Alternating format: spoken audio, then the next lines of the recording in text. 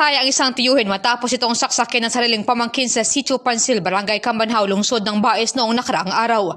Ang nasawing biktima ay si Castito de Valgues, 33 anyos, may asawa, habang ang suspect ay ang kanyang pamangkin na si Maxley Pelago, 18, kapwa residente ng nasabing lugar.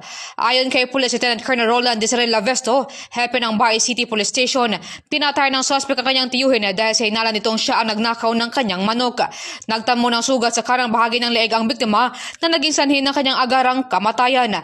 Nakakulong na ngayon ang suspect habang sinampahan ng kaukulang kaso laban sa kanya. Balita mula sa K5 News FM 97.7 Dumaguete. Kinis ka K5 Shara Humilio para sa kampiyon nga balita, serbisyo publiko o kalingawan sa Negros.